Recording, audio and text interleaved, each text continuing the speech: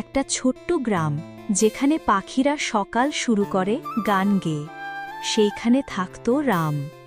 চেহারায় সাধারণ, জামাই ছেঁড়া, কিন্তু মনটা একটা সোনার টুকরো। সে সবসময় সাহায্য করত সবাইকে, বিনা স্বার্থে, বিনা লোভে। কিন্তু তবুও ভাগ্য তার পেছনে হাঁটত না। একদিন রাম সকালে বেরিয়েছিল, প্রতিদিনের মতো কাউকে না কাউকে সাহায্য করার আশায়। রাস্তার মোড়ে সে দেখতে পায় একজন বয়স্ক লোক পড়ে আছে মাটির ওপর। রাম দৌড়ে যায়, তাকে তুলে ধরে, জলের বোতল এগিয়ে দেয়, আর পাশের একটা ব্যাগ যেটা ছিটকে পড়েছিল সেটা হাতে নিয়ে বুড়ো লোকটার হাতে তুলে দেয়। চলুন কাকা, আপনাকে আমি ঘর অবধি পৌঁছে দিই।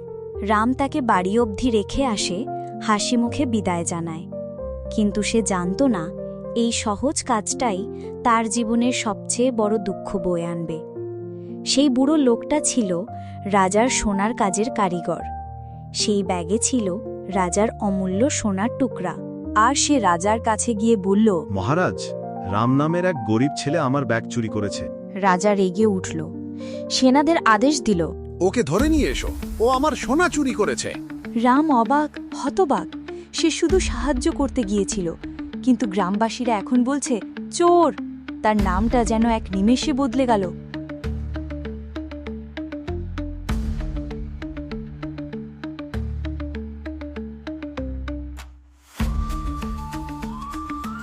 চল রে চোর, তোকে রাজার সামনে নিয়ে যাব।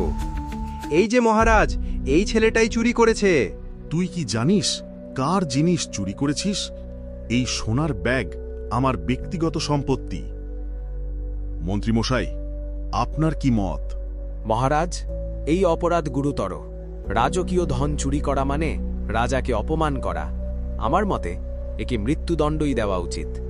মহারাজ, আমি কিছু চুরি করিনি। আমি শুধু সাহায্য করতে গিয়েছিলাম। আমার কথা বিশ্বাস করুন, আমি চোর না, আমি নয়। সেনারা, রাজ আদেশ শুনেছ? একে কারাগারে নিয়ে যাও।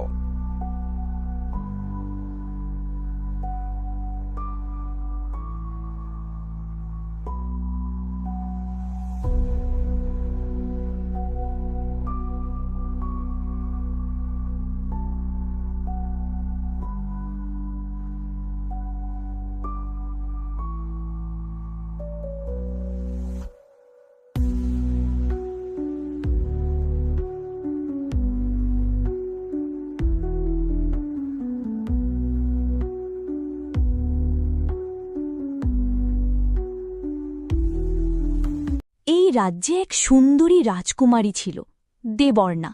তার চোখে ছিল আকাশ দেখা স্বপ্ন। সে চেয়েছিল গোটা রাজ্য ঘুরে দেখতে, মানুষ চিনতে, প্রকৃতিকে ছুতে। কিন্তু রাজামশাই, তার বাবা, তাকে একটিবারের জন্যও রাজপ্রাসাদ থেকে বের হতে দিতেন না। কারণ রাজার বহু শত্রু। তারা শুধু সুযোগ খুঁজছে রাজকন্যাকে আক্রমণ করার। এমন বন্দিদশায় দেবর্ণার দিন কাটত জানালার পাশে বসে। তার ঘরে ছিল এক পুরনো হারমোনিয়াম। সে প্রতি সন্ধ্যায় হারমোনিয়াম বাজাত আর চোখে জল এনে গান করত। আর ঠিক সেই জানালার নিচে ছিল রাজপ্রাসাদের অন্ধকার জেলখানা। সেইখানেই বন্দী ছিল রাম, যে কিনা মৃত্যুদণ্ডপ্রাপ্ত। বাবা, আজ রাতে তো মাঠে মেলা অনুষ্ঠান আছে, আমি কি বাইরে একটু যেতে পারি? না দেবর্ণা, আমি বলেছি রাজপ্রাসাদ ছাড়া তোমার এক পা বাইরে যাওয়া চলবে না। তুমি জানো না আমার কত শত্রু আছে? ওরা যদি তোমাকে দেখে ফেলে তো? কিন্তু বাবা, আমি তো শুধু পৃথিবীটা দেখতে চাই। রাগে ক্ষোভে দেবর্ণা নিজের কক্ষে ফিরে আসে, চোখে জল, গলায় সুর। সে হারমোনিয়ামে আঙুল বোলাতে থাকে।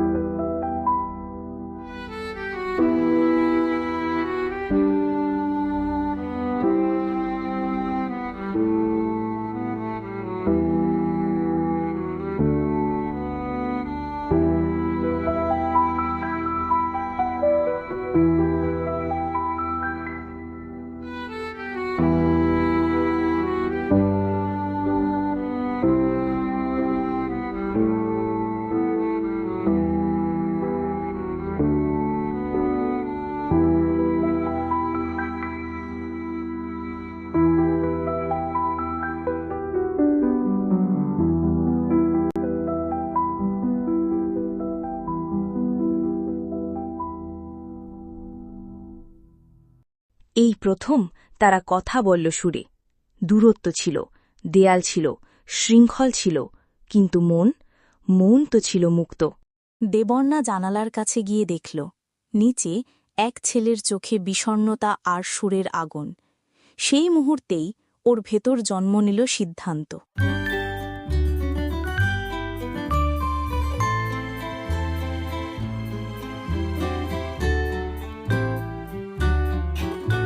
তোমার নাম কি? আমি রাম, আর আমি চোর না। আমি জানি, আমি সব জানি। তোমার মৃত্যুদণ্ড হয়েছে, কিন্তু আমি চাই না তুমি মরো। তবে আমাকে বাঁচাতে তুমি কি করতে পারো? তোমায় বেশি কিছু করতে হবে না, শুধু আমাকে এই রাজপ্রাসাদ থেকে বের করে দাও।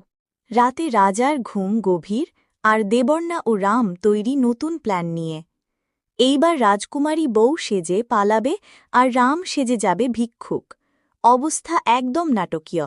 চোখে ঘুমটা, হাতে সিঁদুর, আর মুখে কাঁদো কাঁদো ভাব, আর রামের মুখে দাড়ি গোফ কাকে ঝোলা, আর হাতে ভিক্ষার পাত্র। আমি বউ হয়ে এখন স্বামীর পিছু পিছু যেতে চাই। এ আমার পতি, আর আমি এখন সতীন থেকে সতী। দুয়ারে দাঁড়িয়ে থাকা রাজপ্রাসাদের গেট গার্ডগুলা বোকা হয়ে গেল। এই বউ তো মনে হচ্ছে অনেক রয়্যাল, কই জানি দেখি না আগে। বউকে জিজ্ঞেস করিস না ভাই, বউরা ভয়ানক হয়। আর রাম মুখ নিচু করে কাপা গলায় বলে, বাবাজি, স্ত্রী লইয়া নতুন জীবন শুরু করতেছি, ওরে একটু বাইর করবার দেন না। গার্ড একটু সন্দেহ করছিল। ঠিক তখনই পিছন থেকে রাজার প্রিয় তোতা পাখি উড়ে এসে বলে, দেখি তোকে, দেখি তোকে, দেখি তোকে। দেবর্ণা থতমত খায়, আর রাম বুদ্ধি করে তোতা পাখির সামনে গিয়ে ওকে। আর রাম মুখ নিচু করে কাপা গলায় বলে, ও তোর তোতা পাখি, উড়বি নাকি খাঁচা ফুঁড়ে? আমাগো প্রেমের গল্প কেউ শুনলে তুই দুঃখ পাস রে। পাখি তো তাজ্জব, গান শুনে চুপ হয়ে গেল। আর গার্ডরা বলে, ভাল লাগছে ভাই, চল চল বাইর হ। বউ ভিক্ষুকদের মডার্ন যুগ। আর এভাবেই তারা বেরিয়ে পড়ে রাজপ্রাসাদ থেকে। রাজপ্রাসাদ থেকে পালিয়ে রাম আর দেবর্ণা প্রথমবার মুক্ত বাতাসে নিঃশ্বাস নেয়। সামনে জলের মতো শান্ত একটা পদ্মফুলে ভরা নদী।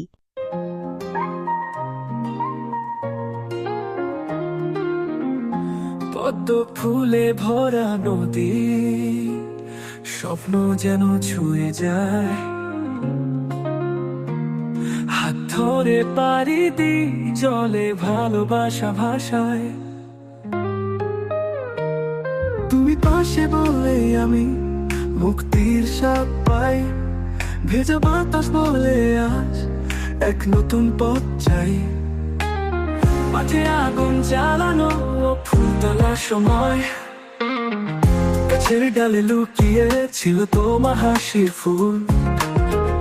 আমি ছুঁয়ে বানালাম মালা হৃদয় দিয়ে ভুল। রাম আর দেবর্ণা যখন ফুলের বাগানে খুশিতে ঘুরছে, হাসছে, গান গাইছে, ঠিক তখনই অন্ধকারে হঠাৎ চলে আসে কিছু অজানা মুখ। তারা ছিল অন্য রাজ্যের রাজার শত্রুর গুপ্তচর, যারা দেবর্ণাকে খুঁজে খুঁজে এখানে এসে পৌঁছেছে। এটা তো রাজকন্যা, ধরে নাও, রাজা এখন দেখবে কেমন মেয়ে হারায়। না, রাম বাঁচাও। তারা দেবর্ণার হাত চেপে ধরে, আর রাম তখন পাশেই ছিল, কিন্তু দূরে। রাম দৌড়ে আসে, 4-5 জন তাকে ধরে ফেলে, লোহার রড দিয়ে পিঠে আঘাত করে। রাম পড়ে যায় মাটিতে। দয়া করে ওকে আর মারবেন না, আমি ফিরে যাব, আমাকে নিয়ে যান, ওকে ছেড়ে দিন। তখনই এক শত্রু দেবর্ণার গলায় ছুরি তোলে, আর রাম রক্তমাখা মুখে দাঁড়ায়, চোখে আগুন, গায়ে আঘাত, কিন্তু ভেতরটা লোহার মতো শক্ত। সে একে একে সবার হাত চেপে ধরে, মাটিতে ছুঁড়ে ফেলে। শত্রুর ছুরি কেড়ে নিয়ে ফেলে দেয় নদীতে, এক হাতে দেবর্ণাকে নিজের পেছনে রেখে। এই ছেলেটা আমার মেয়েকে বাঁচিয়েছে। এই আমার কন্যার প্রকৃত রক্ষক, বীর। রাম, তুমি কি আমার মেয়েকে বিয়ে করতে চাও? রাজা মশাই, একবার আপনার মেয়েকে জিজ্ঞাসা করুন। আমি তো আগেই রাজি ছিলাম, শুধু আপনি বুঝতে দেরি করলেন বাবা। সবাই হেসে উঠল। বাগানে বানানো হলো এক সহজ কিন্তু সোনালী বিয়ের মণ্ডপ।